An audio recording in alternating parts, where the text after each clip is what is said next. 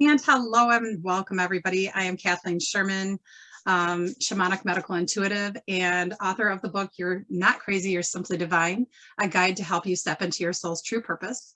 And talking about, this is my podcast that I'm coming on, and I'm bringing on some of my amazing mentors, helpers, teachers, and Bonnie Burd is one of the most amazing teachers I could have ever met. Thank you so much for coming on, Bonnie. You're welcome. I'm really glad to be here. So Proud to be here.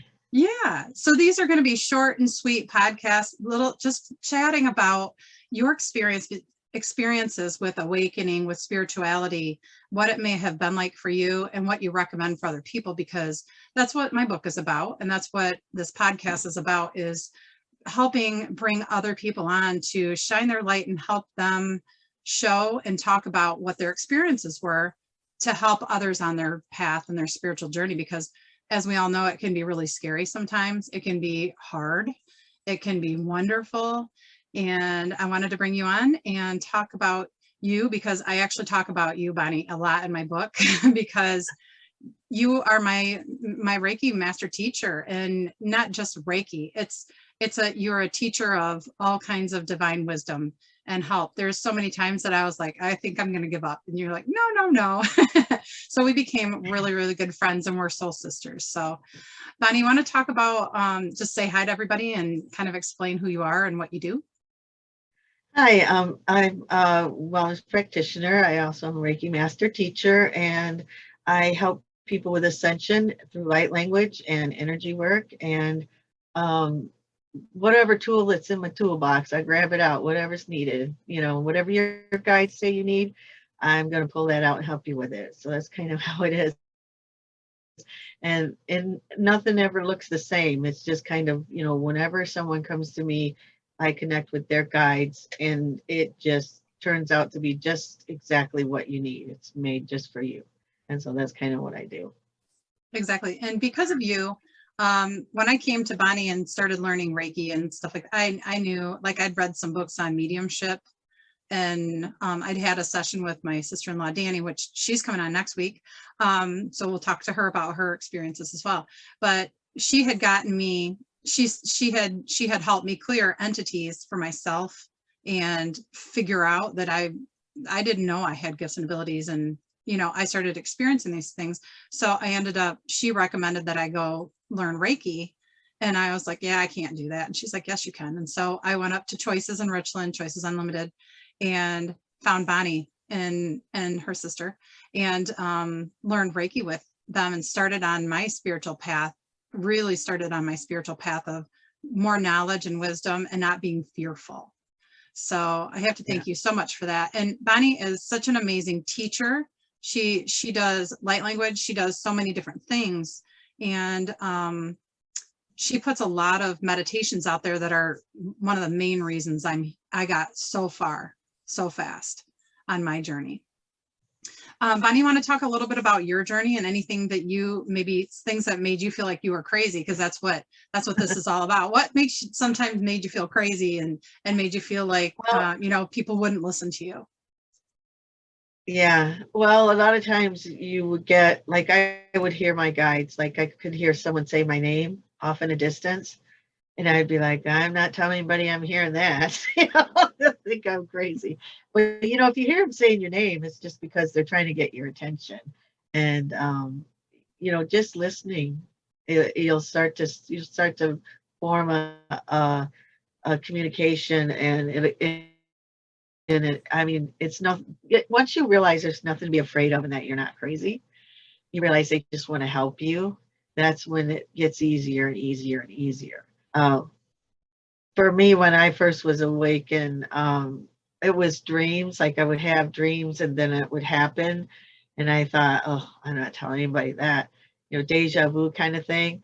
And then that got stronger and stronger. And then before you knew it, like before I met my husband, I saw him, but not in the front, not the face.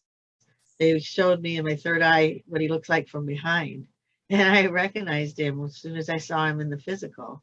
And so just weird things like that happened to me in the beginning, like just thinking about a person, that person calling me. I had this I really wanted to know about angels. I wanted to read everything I could read about angels, and I collected them. And so that's just a part of awakening. It's because you are remembering who you truly are. Angels are your family. So why wouldn't you collect them and try to find out all you want to find out about them and being able to connect with them and stuff. And so it's just little things like that. What else? I connected with the angels big time in the beginning. That was my thing, because I felt comfort. And Jesus, it was always there for me from the beginning. And we'll see what else. Oh, he always had that comforting, it'll be okay. He would always say, and I get this cleansing breath after the words were said. And so I would always know that it wasn't my thoughts, that it was Yahshua. They would say something, and then I would go, and I could feel whatever worry leave my body. And I would go, okay, I'm gonna listen to you. But I thought everybody did that. I didn't know that not everybody could hear him like that. Mhm. And so as I went through my awakening, I started to learn more and more how important it is to be connected to your guides and to listen as much as you're trying to talk to them. It's being able to listen to what the advice they're trying to give you and taking those baby steps, and not being afraid, knowing that they're always going to be there for you no matter what. And knowledge makes it so much easier. There's nothing to fear with ascension. They're just helping you. It's almost like a mother taking the baby's 2 fingers and helping them take those first steps. That's what your guides and angels are there for. And that's what they're doing. And they're not going to let you fall. Oh, you might sometimes bump your knee, and they'll kiss it and put a Band-Aid on it, but you'll be all right. You know, how it is. For sure. And, I had a lot of fears coming in when I started awakening, because I started hearing my mom talk to me very loudly. She came into my dreams. And when I went to Bonnie, she helped me realize, because in my history, I had sensed negative things as well. I sensed good things, but I sensed a lot of negative things, and I didn't understand that. And it really scared me. And it made me think that, I really listened to, maybe TV and what people said about certain things that really they hadn't been through a spiritual awakening. So they didn't understand. And when I went to Bonnie and she started teaching me, she taught me that we had more power than anything of the dark. And I was like, whoa, really? And some of those things I had already kind of figured out on my own, because I got fed up with it. And I talk about those in my book, but I don't want to talk about me. I want to talk about you. So what are some of the things that really made you fear, and how did you overcome them? Well, when I was little, because I was born wide open, I had spirits always talking to me, and one of my gifts is that they could project how they passed away. So it'd be like a movie. And my higher self, I know this now, helps the deceased pass over, go to the other side, and they always come in and they show it that way. But I'm usually in the quantum when it happens. But I would be waking up as a child and seeing what happened to them, and I would think of it as a nightmare. And as a little girl, I thought, oh, someone's trying to kill me, because if I'm seeing this, they're out there, and I'd be really afraid. And I would be afraid to go to sleep at night. Like when it started to get dark, I would start to get nervous, and I'd have this anxiety. And so I didn't have anybody to tell me that it was visions, and that it was explain to me what it really was. So then when I finally learned that I am in charge of my own space, and that I don't have to allow anything that I don't choose, and that we are more powerful than anything out there, and that we can choose what's in our space and what's not in our space, that made it a little easier for me. But getting through my childhood was really rough. So I kind of prayed for that to stop. So that kind of stopped. I wasn't aware of what my higher self was doing for the longest time, until I grew into my who I am. And it was a lot easier when I was in my 20s or late teens, early 20s.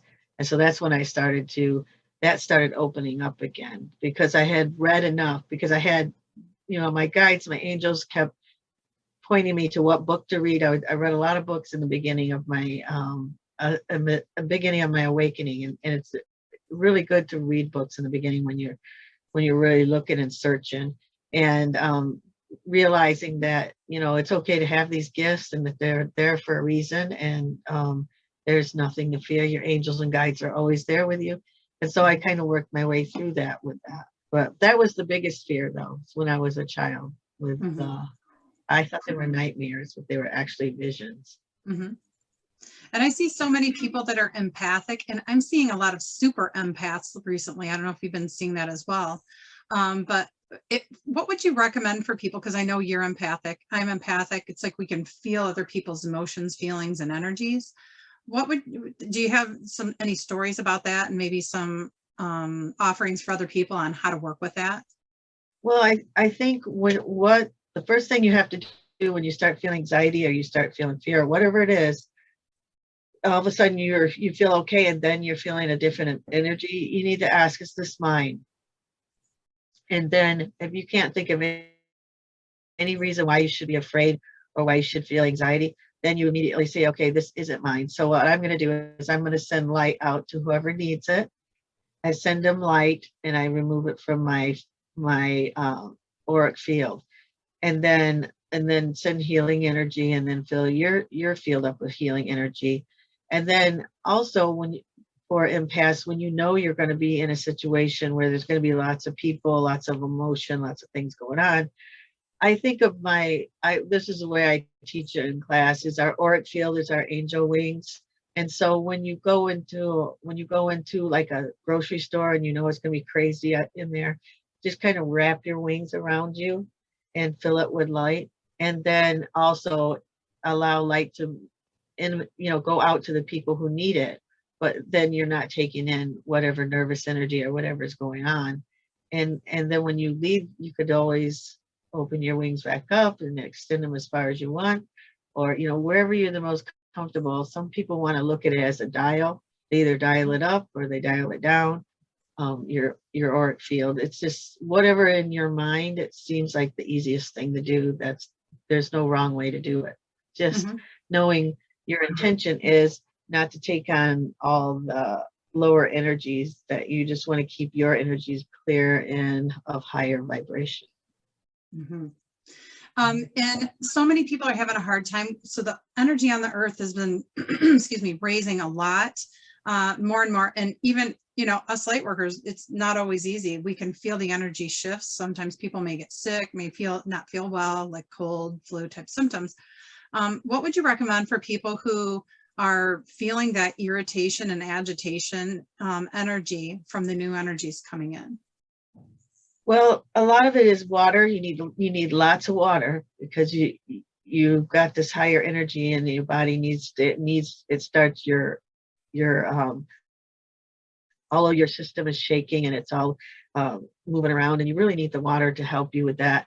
And then you need to eat higher vibrational foods, live foods from the earth, and also going outside and putting your hand. I know here in Michigan it's winter, so put your hand on a tree if you can, and take some deep breaths, and just sleep when you're tired, when you feel you don't feel good, or when you feel like you really should pass on something, then just pass on it and don't feel guilty about it, because you need to really energetically take care of yourself in this time, because you'll pay for it in the end. If you don't, you'll crash, and you really won't feel. You'll just have to be in bed, and you'll get some kind of flu bug or something. So you really need to just take care of yourself right now. Yeah, you'll get a flu bug, you'll get a cold, you'll bump something, you'll hurt like a muscle where you're forced to be down. Yes. And if you hear those little messages, you might want to pay attention, those messages. Absolutely. And a lot of people, that's another thing I want to ask is, 15 minutes goes fast. We're at like 14 minutes, but if people doubt messages coming to them, what would you recommend? To drop it in their heart. Whenever you hear a message, if it isn't coming from love, then it's not.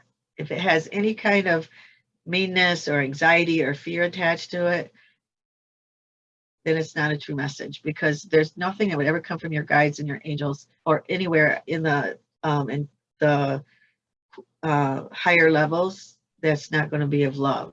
So just drop it in your heart, and if it doesn't feel like love, then it's not a true message. It's the only way I would be able to tell you how to discern it.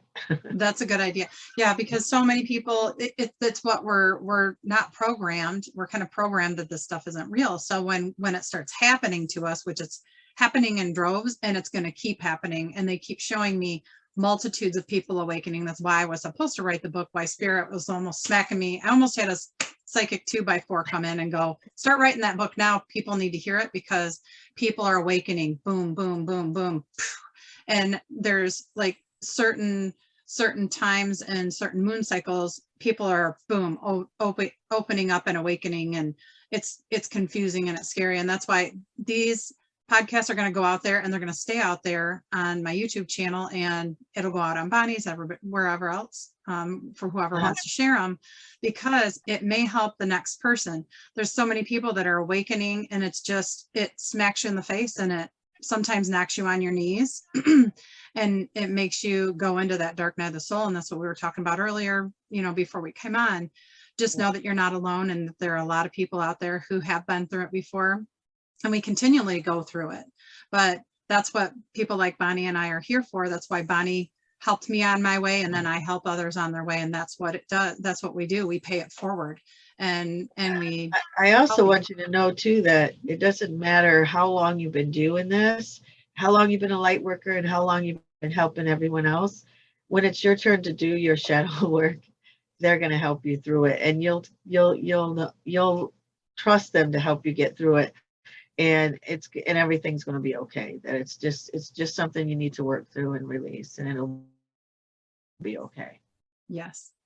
Awesome. Thank you so much, Bonnie, for coming on and talking to me and sharing your energy with everybody and your knowledge and wisdom, because without you and all the mentors that I came up, that I got to meet and work with along on my path, I wouldn't be where I am, especially without you. First and foremost, because you've been one of my biggest mentors, and makes me want to cry because I love you so much. And I'm so glad that you came on with me. Tell people how they can find you if they're interested in any classes. Maybe talk about your classes and things that you do. Well, I do a lot of classes out at Choices Unlimited in Richland and Kalamazoo, Michigan. And then you can go to my Facebook page, Ignite Quantum Healing with Wellness Practitioner Bonnie Burd. And that you can see my Wix site and stuff that will tell you all the classes that I do that you can get a hold of me at. Nice. Pretty much. Nice. Yeah. And have you done angel classes recently? I know you do all kinds of different things. Reiki. I'll do them by appointment. If someone's interested, I'll do them by appointment. But also the YouTube is a good place to go when you're beginning to start your ascension, because it's all meditations for healing and release work and shadow work and all that, and opening up to spirit and stuff like that. So yeah, you might want to check that out too. Yeah. And what's your YouTube channel called? It's also Ignite Quantum Healing, Bonnie Burd. Yep. And like I said, that's what helped me get really far really quickly, was listening to her amazing meditations, because she's straight up channel from God. I'm just telling you, I'm throwing you under the bus. Really, you are. And so Bonnie is one of the most amazing divine channelers, and has such a pure channel that it just comes right through, and it helps you with whatever you need. So many things looking back that she helped me with, going back to birth and before birth, and all kinds of different things that she helped me with. And I was like, wow, I didn't know that was a thing. So thank you so much for all you do. I love you so much, and thank you for coming on, and I'll bring you back, because there's lots of different subjects we can talk about. Oh yeah, that'd be fun. Thank you. Thank you so much. All right, signing off, everybody. Thank you for joining me, and I'll be back next week with Danny Munch, my amazing sister-in-law that is an amazing medium, psychic, and horse healer, animal healer. So I'll see you next week, and have a blessed day. Bye-bye. Bye-bye.